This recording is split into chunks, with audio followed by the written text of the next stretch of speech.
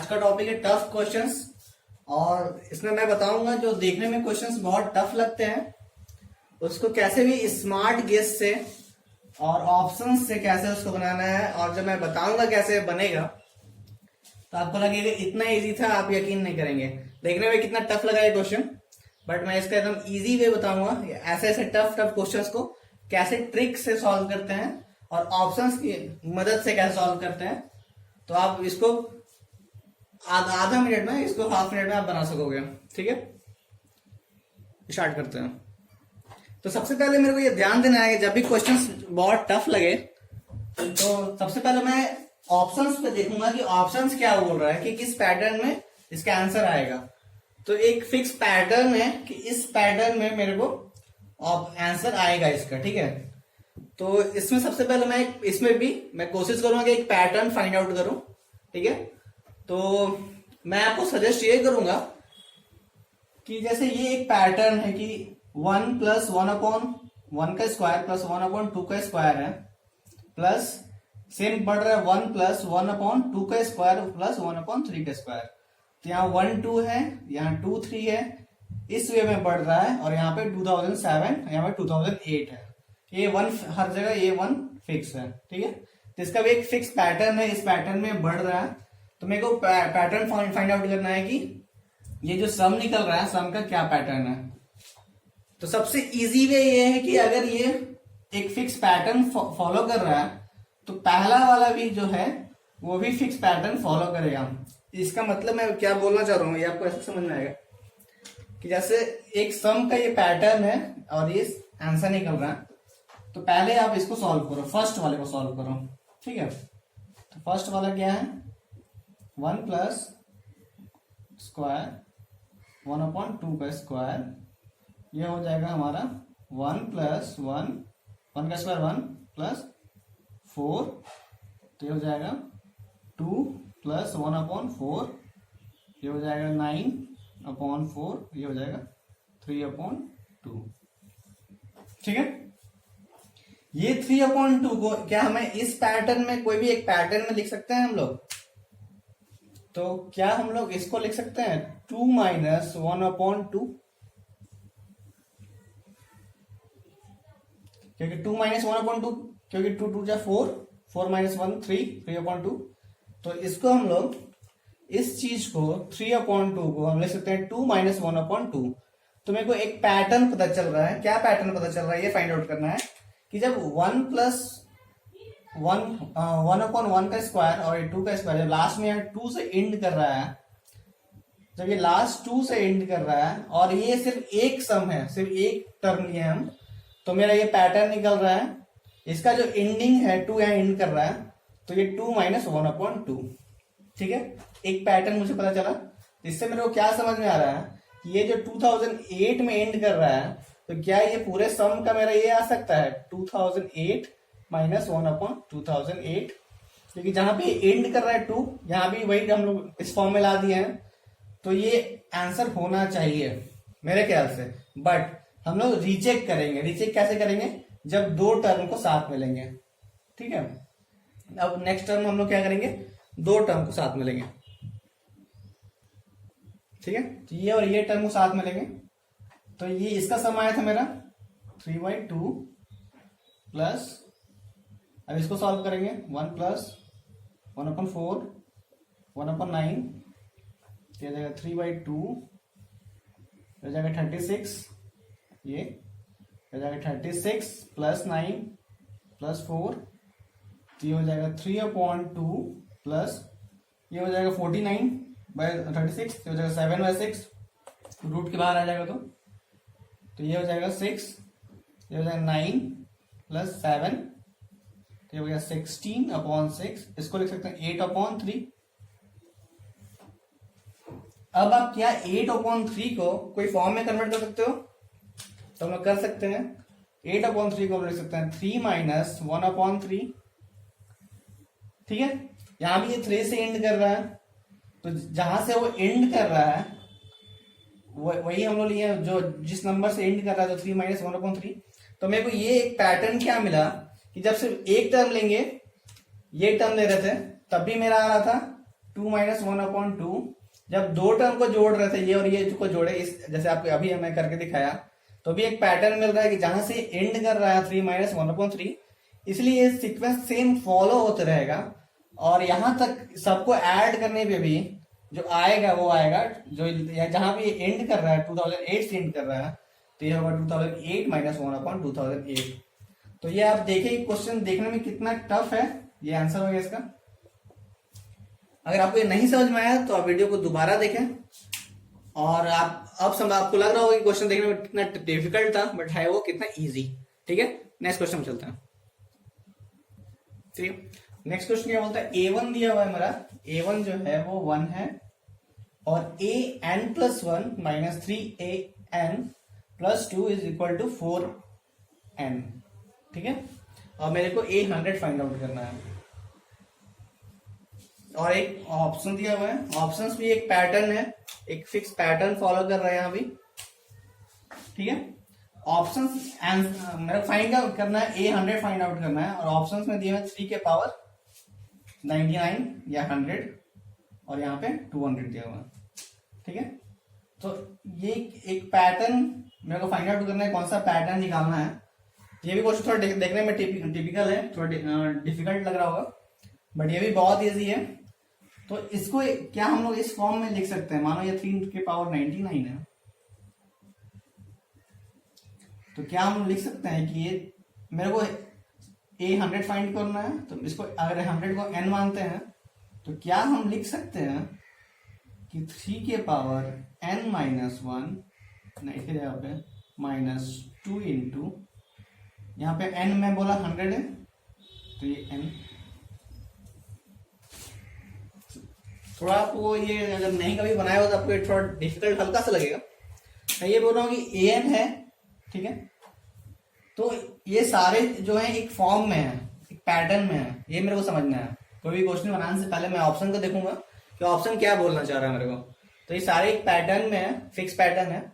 अगर ये 100 है तो ये लिख सकता हूँ 3 के पावर n, क्योंकि an मेरे को फाइंड आउट करना है, A100 फाइंड आउट करना है।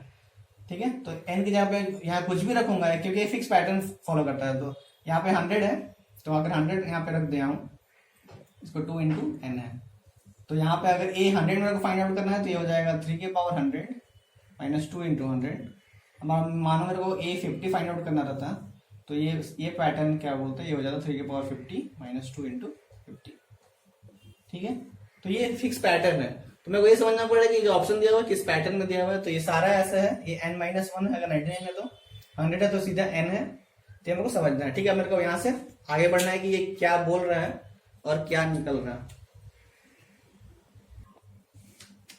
ठीक है, तो मेरा A1 दिया हुआ है 1। अब यहां से n की जगह 1 पुट कर लो, तो ये हो जाएगा A1 + 1 2 minus 3 into A1 + 2 4 into n में 1 रखा हूं 1, तो हो जाएगा A2 माइनस A1 है मेरा 1, तो 3 इंटू 1 + 2 इज इक्वल टू 4। ठीक है, तो A2 हो गया मेरा 5।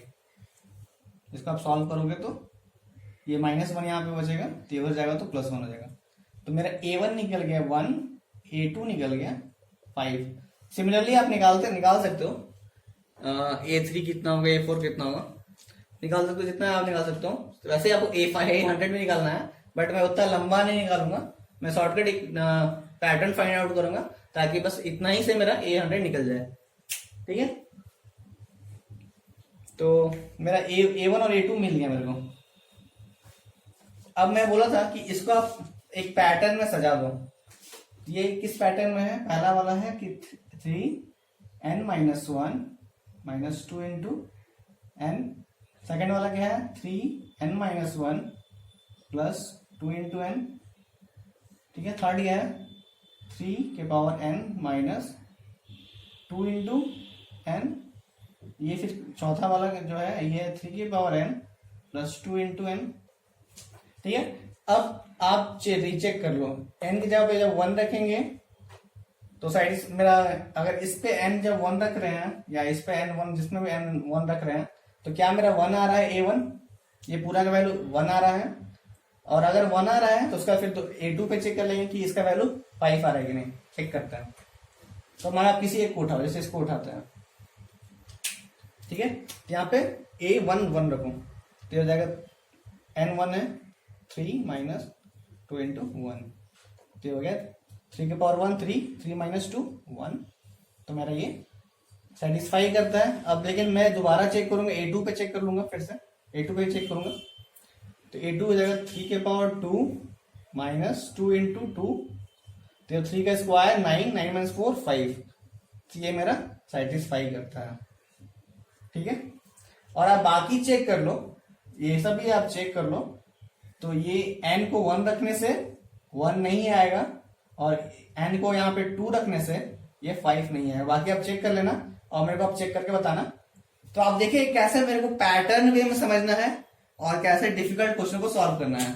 और कोई भी डिफिकल्ट क्वेश्चन ऐसे बन जाएगा, मेरे को सिर्फ पैटर्न फाइंड आउट करना है, ठीक है। आगे बढ़ते हैं। थर्ड क्वेश्चन क्या बोलते हैं, x जो बराबर है √4 प्लस √4 माइनस √4 प्लस √4, फिर यहां से माइनस होगा। तो सेम ये चीज पैटर्न ये रिपीट कर रहा है। ये नॉर्मली बहुत सारे एग्जाम में ये क्वेश्चन आता है, ठीक है। तो इसको सॉल्व करने का तरीका आपको सबको पता है कि x इज इक्वल टू इतना लिखते हैं, इसमें जो रिपीट करता है वहां पे x लिखते हैं और उसको आगे सॉल्व करते हैं स्क्वायर करके, ठीक है। वो एक तरीका होगा, बट मैं बताऊंगा यहाँ पे आपको कि कैसे इसको ऑप्शन से बनाते हैं, ठीक है। तो इसको समझना है पहले कि है क्या ये। तो आप ये चीज देखो, ये जो नंबर है ये फिक्स है, उसके बाद ये जो यहाँ पे जो आ रहा है ये सबट्रैक्ट हो रहा है, ठीक है। यहां तक ऐड हुआ, आगे सबट्रैक्ट, मतलब ये जो भी आएगा वैल्यू जो आएगा वो यहाँ इससे 4 से वो घट रहा है, ठीक है। तो मेरे को इससे क्या समझ में आ रहा है, इससे मेरे को ये चीज समझ में आ रहा है कि जो ये x जो होगा वो जैसे वो √4 है प्लस समथिंग है, मतलब जो भी है ये पॉजिटिव होगा, निगेटिव तो होगा नहीं, ठीक है। तो मतलब ये 4 से बड़ा है, ठीक है। और ऑप्शन आप देखो कोई इमेजिनरी नंबर नहीं है, तो अब ये फिक्स है कि ये सब निगेटिव नहीं होने वाला है, ठीक है। तो ये सब रियल वैल्यूज है, तो मतलब ये जो भी आएगा ये जो टर्म है, ठीक है, मतलब ये जो आएगा ये सब 4 से बड़ा आएगा, जो पॉजिटिव है। इसका मतलब ये अंडर रूट है, तो ये 4 का अंडर रूट मतलब ये जो वैल्यू x जो आएगा वो 2 से बड़ा आएगा, क्योंकि ये 4 है, √4 है प्लस समथिंग है। इसको ऐसा लिख सकते हैं 4 प्लस a लिख सकते हैं। तो मतलब ये 4 का जो वैल्यू √4 करते हैं वो 2 आता है। इस सबको अगर हम a लिखे, यहां से यहां तक a लिखे, तो ये 4 प्लस समथिंग है, मतलब कुछ ऐड कर रहे हैं हम लोग, ठीक है। तो ये 2 से बड़ा आएगा, ये तो फिक्स हो गया, समझ रहे हैं आप लोग कैसे।